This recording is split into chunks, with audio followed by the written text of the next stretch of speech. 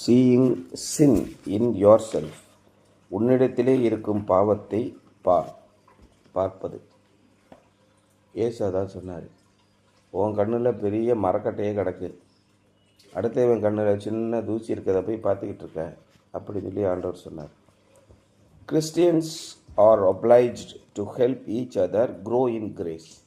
கிறிஸ்தவர்களுடைய முக்கியமான பங்கு என்ன அப்படின்னு கேட்டிங்கன்னா, ஒருவருக்கொருவர் கிருபையிலே வளருவதற்கு உதவி செய்வது. இது அவருடைய கடமை, கட்டாயம் செஞ்சே ஆகணும். இப்போ நம்ம கவர்மெண்ட் நமக்கு ரூல்ஸ் கொடுத்துருக்கு இல்லையா? என்னென்ன ரூல்ஸ் கொடுத்துருக்கு?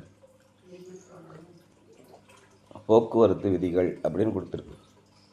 நீங்கள் வீடு கட்டினீங்கன்னா கட்டாயம் நீங்கள் பர்மிஷன் வாங்கியே ஆகணும், அப்ரூவல் அப்படின்னு சொல்லுவோம்.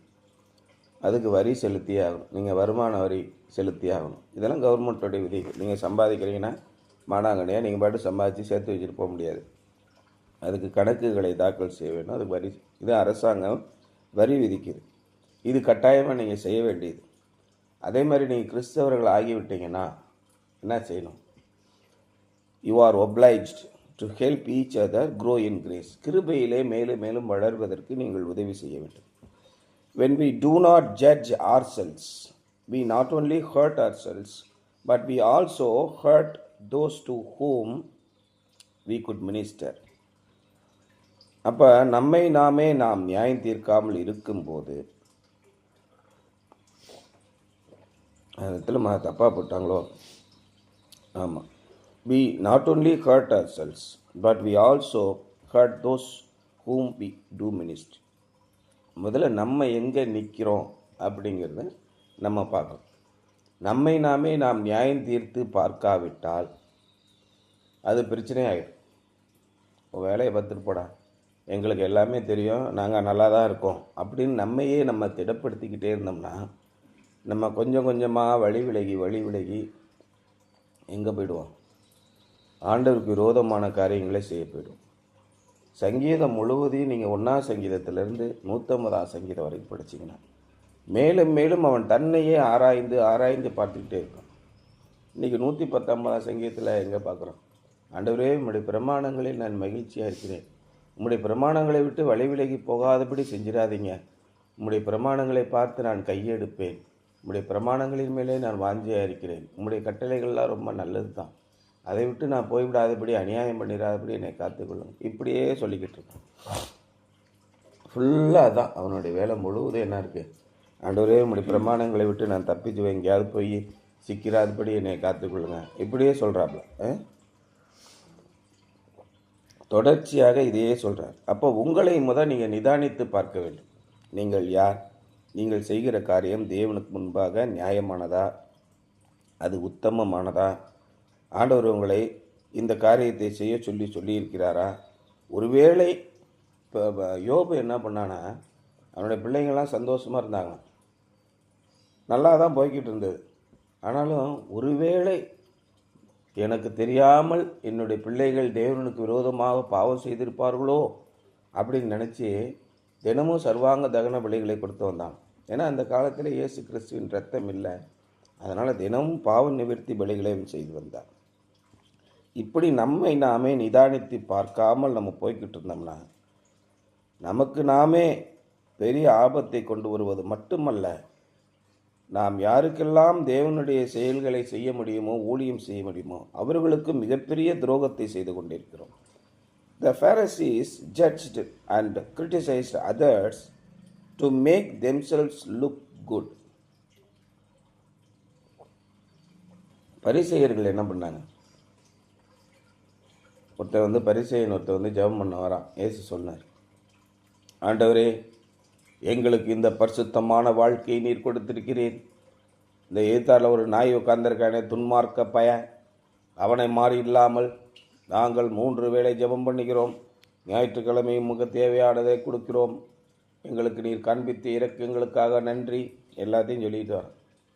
மற்ற பாவிகளைப் போல் எங்களை நாசமாக போகவிடாமல் இம்மட்டுமாக நீர் ஆசீர்வதித்திருக்கிற முறை மகா பெரிய கிருபைகளுக்காக இரக்கங்களுக்காக நன்றி, மூலமாக ஜெபம் பண்ணுறான். அடுத்தவனை மனசில் கேவலமாக நினச்சிக்கிட்டே இருக்கான். ஆண்டவர் எங்களை ஆசீர்வதித்திருக்கிறார், அதை அப்படியே நிறுத்தி சொல்லணும். அந்த வார்த்தைகளை ரொம்ப பொறுமையாக சொல்லணும். அப்போ தான் நிறைய பேர் காணிக்க போடுவான்.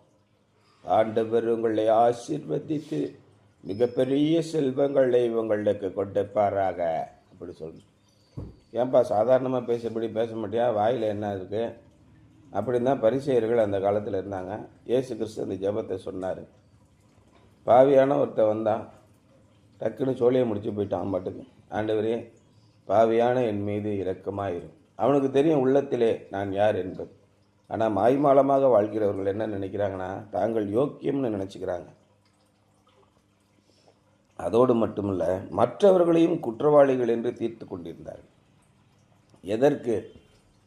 நான் யோக்கியன்னு காட்டிக்கிறதுக்கு.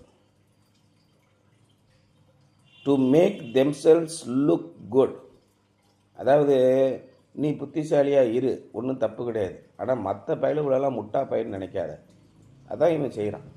அத்தனை ஊழியக்காரர்களும் பரிசுத்தமானவனாக நினச்சிக்கிறான். எப்படி நினச்சிக்குவானா, நீ குற்றவாளி, நீ குற்றவாளி, நீ குற்றவாளி எல்லாத்தையும் சொல்லி பரிசுத்தவனாக நினைத்துக் கொள்வான். But Christians should judge themselves so that they can help others look good. ஆனால் கிறிஸ்தவ வாழ்க்கை என்பது முதலாவது நம்மை நாமே சோதித்து பார்க்க வேண்டும். நாம் என்ன நிலைமையில் இருந்தோம், தேவனுடைய கிருபை எப்படியாக நமக்கு கிடைத்தது, இன்னைக்கு எந்த நிலைமைக்கு நாம் இருக்கிறோம். இதுவே மகா பெரிய கிருபை அல்லவா? எங்களுடைய தகுதி எங்களால் உண்டானதல்ல. அதான் நம்ம அந்த வசனம் ஒட்டியிருக்கோம்ல, இது தேவனால் உண்டானது. நமக்கு இன்றைக்கு கிடைத்திருக்கிற ஆசீர்வாதங்கள் எல்லாம் தேவன் கொடுத்தது, நம்மளுடைய தகுதியினால் வரவே இல்லை. இதான் ரொம்ப முக்கியம். ஆகவே மற்றவர்கள் நன்றாக வளர்ந்து வரும்படி நாம் நம்மை நாமே நிதானித்து பார்க்க வேண்டும். There is a difference. இதுதான் உண்மையான வித்தியாசம். Let us look at our Lord's illustration of this point. மத்திய 7:3 முதல் 5 வரை ஆண்டவர் இதை விளக்கி சொல்லுகிறார். அதை பாருங்கள். Jesus chose the symbol of the eye because this is one of the most sensitive areas of the human body. இயேசு கண்களை எடுத்து சொன்னார். ஒவ்வொரு உடல் உறுப்பையும் குறித்து சொல்கிறார். கண்களை ரொம்ப பிரதானமாக ஆண்டவர் பார்க்கிறார். அநேக பார்வையற்றவர்களை அவர் குணமாக்கினார். ஏன்? அவர்கள் கண்ணார கண்டும் காணாதிருப்பார்கள். எல்லாம் தெரியும் ஆண்டவரை பற்றி, ஆனாலும் துரோகம் பண்ணுவாங்க. வேணும்னே இப்படி நடத்துவோம். ஏன் அப்படி நடத்துகிறவனுக்கு ஆண்டவருடைய வழி தெரியாதா? ஆண்டவருடைய வழியும் தெரியும், எல்லா வழியும் தெரியும். உன் ஜோலியை பார்த்துட்டு போ, நாங்கள் அப்படி தான் இருப்போம் அப்படிம்மா. ஏன்னா எல்லாவற்றை பார்க்கலும் இருதயமே திருக்குள்ளதும் மகா கேடு உள்ளதுமாக இருக்கிறது. அதனால் இயேசு பார்த்து சொன்னார், கண்களை குணமாக்கினார். கண்களை வைத்து ஓமை சொன்னார். என்ன சொன்னார்? The picture of a man with a 2x4 stuck in his eye, trying to remove a speck of dust from another man's eye. ஒரு மனுஷனுடைய கண்ணில் ஒரு 2 இன்ச்சுக்கு 4 இன்ச்சு அகலத்தில் ஒரு கட்டை போய் கண்ணுக்குள்ளே போய் சொருகிக்கிட்டு கிடக்கு, 1 முழம் நீட்டத்துக்கு. அவன் என்ன சொல்கிறான்? ஹலோ பிரதர், உங்கள் கண்ணில் ஒரு தூசி இருக்குன்னு நினைக்கிறேன் அப்படின்னு சொல்லிக்கிட்டு இருக்கான். எப்படி? இதைத்தான் ஆண்டவர் படமாக வரைஞ்சி காட்டினார். பாரு யார் யாருக்கு பற்றி சொல்கிறதுன்னு. இவங்க பெரிய பெரிய ஊழியம் பண்ணுவாங்க, வீட்டில் எப்படி இருப்பான்? நம்பர் 1 அயோக்கிய பயலாக இருப்பான். நாம் அப்படி செஞ்சிடக்கூடாது. இதெல்லாம் எதுக்கு உங்களுக்கு ஆண்டவர் சின்ன பிள்ளையிலேயே இந்த மாதிரி வசனங்களையும் கொடுக்குறார்? எதுக்கு உங்களுக்கு கற்றுக் கொடுக்கிறார்? நீங்களே வளர்ந்து வரும்போது ஆண்டவருக்கு பிரியமானவர்களாக வாழ வேண்டும் என்பதற்காகத்தான். அதை பார்க்கும்போது it seems ridiculous indeed if we do not honestly face up to our own sins and confess them. We blind ourselves to ourselves. நாம் நம்முடைய குற்றங்களையும் குறைகளையும் பாவங்களையும் பார்த்து தேவனுக்கு விரோதமாக நாம் என்ன செய்து கொண்டிருக்கிறோம் என்பதை பார்த்து அதை நாம் மன்னிப்பு கேட்டு ஆண்டவரிடத்திலே மனம் திரும்பவில்லை என்றால் நம்மை நாமே நாம் குருடரையும் ஆக்கிக்கொண்டு நமக்கு நாமே தடைகற்களாகவே இருக்கிறோம். Then we cannot see clearly enough to help others. நம்முடைய குறைகளே நாம் பார்க்கவில்லை என்றால் மற்றவர்களுக்கு நம்மளால் உதவி செய்ய முடியாது. எல்லாரும் முரட்டாட்டம் பண்ணுகிறவர்கள் அல்ல.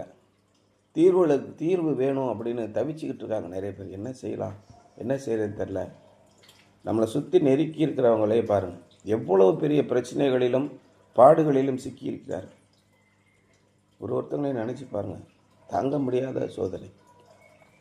குடும்பங்கள் இன்னைக்கு சீரழிந்து கொண்டிருக்கின்றன. எத்தனையோ குடும்பங்கள் ஒன்றுமில்லாமல் போகின்றன. அதை பற்றிலாம் எனக்கு கவலை இல்லை. அவன் திமிருக்கு அவன் போகிறான், நான் என்ன பண்ணுறது? அப்படி தானே இன்றைக்கி எல்லாம் சொல்கிறோம். வாயை வச்சுட்டு சும்மா இருந்திருக்கணும். வாய் பேசுனா அப்படி தான். அப்புறம் நீ மரியாதையை அடங்கி போக வேண்டியதானே? நீ என்ன கிழிச்சியா? நீ இதாக போக வேண்டியதானே? நீ இப்படி பண்ணிட்ட, இப்படியே சொல்லுவாங்க. ஆனால் ஒவ்வொரு குடும்பத்தையும் அழிப்பது சாத்தான். திருடன் திருடவும் கொல்லவும் அழிக்கவும் வேண்டி வேறொன்றுக்கும் வர. நாங்கள்லாம் பார்த்தியா எப்படி இருக்கோம்? எப்படி பார்த்தியா? ஆண்டவருடைய ஆசீர்வாதம் எங்களுக்கு எப்படி இருக்குது பார்த்தியா? இப்படியே சொல்லிகிட்டு இருக்கோம். அடுத்தவர்களுக்காக வேதனைப்படுவதோ துக்கப்படுவதோ இல்லை. எப்பொழுது அந்த மனம் வரும்? உங்களை நீங்களே ஆராய்ந்து பார்க்கணும்.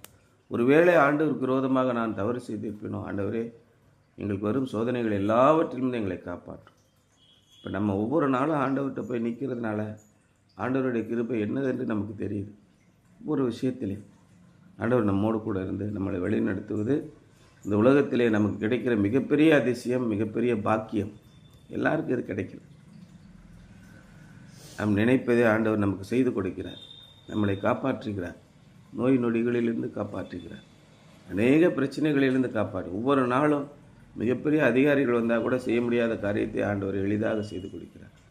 சந்தோஷத்தின் நிம்மதியும் ஆண்டவர் எப்படி கொடுக்கிறார்? இதில் நம்முடைய சொந்த பிரச்சனையினால தான் நம்ம போய் பாடுகளில் சிக்கிக்கொள்கிறோமே வெளியே. ஆண்டவர் ஒரு நாளும் நம்மளை பாடுபட அனுபவிப்பதில்லை. மற்றவர்களுக்கு ஆசீர்வாதமாக இருக்கவே நம்மளை படைத்திருக்கிறார்.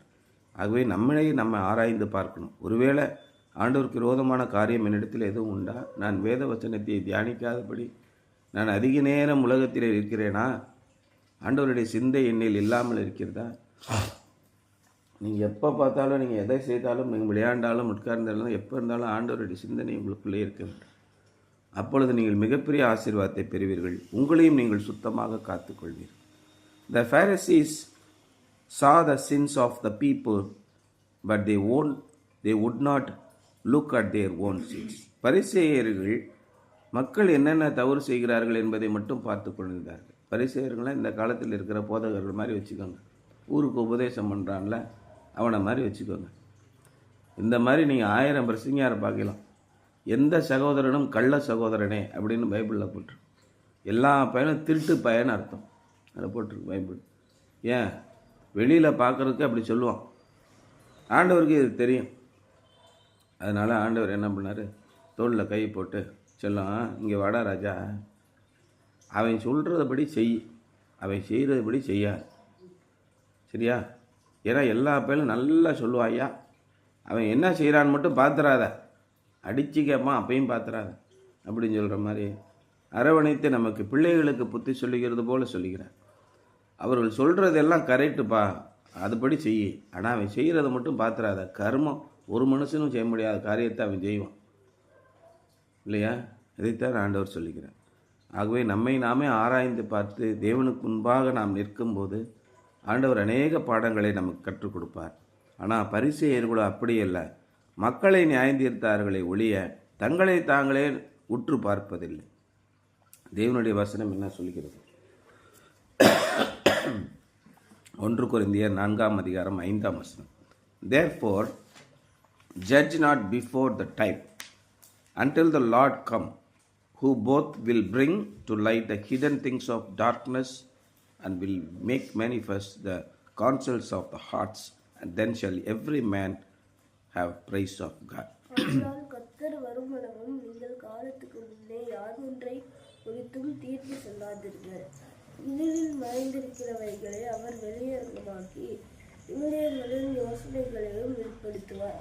அப்பொழுது தேவனுக்குரிய பயிற்சி அவனவனுக்குரிய பயிற்சி தேவனால் உண்டாகும். ஆகவே காலம் வரும். அந்த காலம் வரும்போது தேவன் இருளின் காரியங்களை வெளிப்படுத்துவார். அது வரைக்கும் அமைதியாக இரு, உன்னை நீயே ஆராய்ந்து பார்த்து கொண்டிரு. மேரி அப்படி தான் பண்ணான். வித்தியாசமான காரியங்களை மரியாதை இடத்துல போய் சொல்கிறாங்க. அவள் அமைதியாக சிந்தித்து கொண்டே இருந்தாள். அதனால் நீங்களும் அது மாதிரி யாரையும் குற்றம் சொல்லி விடாதீர்கள்.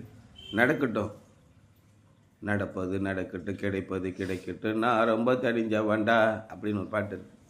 அது மாதிரி நடக்கட்டும், பார்த்துக்கலாம். ஒரு காலம் வரும், அதில் தேவன் எல்லாவற்றையும் வெளிப்படுத்துவார்.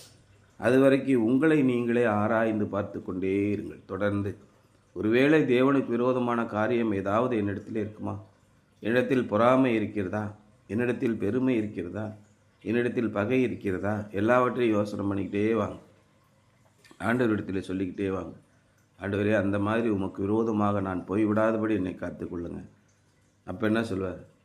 நீ என்னை மகிமைப்படுத்துவாய், நான் உன்னை கனப்படுத்துவேன். ஆண்டவர் நிச்சயமாக உங்களை கனப்படுத்தாமல் விட மாட்டார். Are you blinded by a plank in your eye? It could be that the sin you see in a brother is actually in your own life. உங்களுடைய கண்ணில் பெரிய உத்திரம் இருக்கிறதா? இவ்வளோ பெரிய கட்டை இருக்கா? ஒருவேளை அது என்ன தெரியுமா? உங்களுடைய சகோதரருடைய கண்ணில் நீங்கள் பார்ப்பது உள்ளபடியே உங்கள் கண்ணில் இருக்கலாம். அது உங்கள் கண்ணை மறைத்து இருக்கலாம். நல்லா யோசனை பண்ணி பாருங்கள், நீங்கள் என்ன விதமான வாழ்க்கையை வாழ்ந்து கொண்டிருக்கிறீர்கள். In your own life, not his. அது அவருடைய கண்ணிலே இல்லாமல் இருக்கலாம். Confess it to God today. இன்றைக்கு அதை தேவனிடத்திலே அறிக்கை செய்யுங்கள். அப்பொழுது எல்லா புத்திக்கும் மேலான சமாதானம் உங்களுடைய இதயத்தில் வரும். நம்முடைய சகோதரர்களை பார்த்து நாம் சொல்லி கொண்டிருக்கிறோம், என்னன்னு பண்ணுற வேலையை பார்த்தியா, எல்லாம் ஆளை பார்த்தா அழகு போல், வேலையை பார்த்தா இளவு போலன்னு சொல்லி ஒரு பழமொழி இருக்குது. அது மாதிரி சொல்லிக்கிட்டே இருக்கும். அவன் சரியில்லை, இவன் சரியில்லை, அவன் முட்டாப்பையலாக இருக்கா, இவன் எப்படி இருக்கான். சரி, நீங்கள் எப்படி இருக்கீங்க? யோசனை பண்ணி பாருங்கள். எவன் கேடுக்கிட்டு போடா என்னங்க, நம்ம பாட்டு பேசாமல் கம்முன்னு இருப்பாங்க, எதை பற்றியும் எதுவும் பேசாதீங்க அப்படின்னு அமைதியாக இருந்துடணும். யார் எப்பேடு விட்ட போடான்னு, நரகத்துக்கு போடான்னா, எங்கே போடான்னு, நம்ம வாழ்க்கையை நம்ம பார்த்துட்டு சந்தோஷமாக இருக்கணும் அப்படின்னு இருக்கணும். கரெக்டா தானே? அப்படியே இருக்கணும். அப்புறம் மற்றவர்கள் தேவனை காண்பதற்கு உங்களால் என்ன உதவி செய்ய முடியும்னா, எப்பொழுது உங்களை நீங்கள் ஆராய்ந்து பார்க்கிறீர்களோ, எப்பொழுது தேவனுக்கு முன்பாக நீங்கள் உண்மையுள்ளவர்களாக இருக்கிறீர்களோ, அப்பொழுதுதான் நீங்கள் மற்றவர்களுக்கு ஆசீர்வாதமானவர்களாக இருப்பீர்கள் என்பதுதான் இன்றைய சிந்தனை. சரியா?